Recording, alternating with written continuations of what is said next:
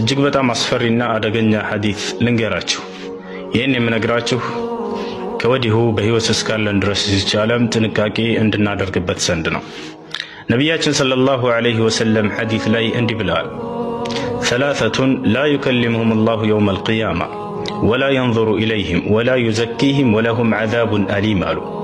ሶስት አይነት ሰዎችን አላህ የቂያማ ቀን አያናግራቸውም በጣም ስለሚቆጣባቸው አሉ። እንዲሁም ደግሞ ወደ እነርሱ በእዝነት አይኑ አይመለከትም። እንዲሁም ደግሞ ከኃጢአታቸውም አያነጻቸውም። እንዲሁም ደግሞ አሳማሚ ቅጣት አለላቸው ተዘጋጅቶላቸዋልም እዚያ ይገባሉ አሉ። እነዚያ ሶስት አይነት ሰዎች ማን ማን ናቸው? አንደኛ አልመናኑ አለዚ ላ ዩዕጢ ሸይአን ኢላ መነሁ አሉ።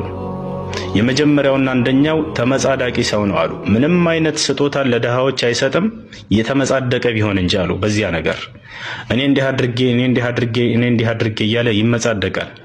እንዲህ አድርጌላቸው እያለ ለሌሎች ሰዎች እየሄደ ይመጻደቅባቸዋል። እንዲሁም ለእነርሱም ለነዚያው ለሰጣቸው ሰዎች እየሄደ ፊታቸው እኔ እንዲህ አድርጌላችሁ እያለ ይመጻደቅባቸዋል። መመጻደቅ በስጦታ ላይ በጣም ከባድ ኃጢአት ነው፣ ከታላላቅ ወንጀሎች ነው። አምላካችን አላህ ቁርአን ላይ አስጠንቅቋል። ፊ ሱረቱል በቀራ ላይ ምን ብሏል? ያ አዩሀል ለዚነ አመኑ ላ ትብጢሉ ሰደቃቲኩም ቢልመኒ ወልአዛ፣ እናንተ ያመናችሁ ሰዎች ሆይ ስጦታችሁን በመመጻደቅ አታበላሹት ይላል። እንዲሁም የሰጣችኋቸውን ሰዎች አዛ በማድረግ ይላል። እነሱን አዛ ማድረግ ነው መመጻደቅ።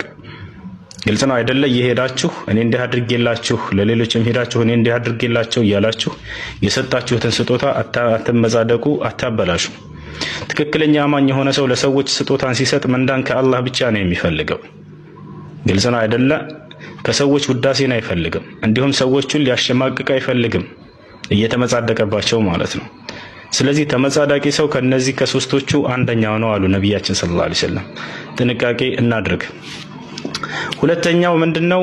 አልሙነፊቁ ሲልዐተሁ ቢልሐልፍ አልፋጅር አሉ። እየዋሸ እየማለ በውሸት እየማለ እቃ የሚሸጥ ሰው አሉ። ለምሳሌ ነጋዴዎችን ይመለከታል። ይሄ በሚሸጡ ጊዜ እቃቸውን ለማሻሻጥ ብለው በውሸት እየማሉ የሚሸጡ ሰዎች ሁለተኞቹ እነዚህ ናቸው። ከባድ ኃጢአት ነው ይሄ። ሶስተኛው ምንድነው? ወልሙስቢሉ ኢዛረሁ፣ ሽርጡን ወይንም ልብሱን ከቁርጭምጭሚቱ በታች የሚለቅና የሚያስረዝም የሆነ ሰው ነው አሉ። ልብሶቻችሁን ሱሪያችሁን ከቁርጭምጭሚታችሁ በላይ መሆን አለባቸው። ከዚያ ከረዘሙ ከነዚህ ሰዎች ውስጥ ትሆናላችሁ። ጥንቃቄ እናድርግ። ሰላም አለይኩም።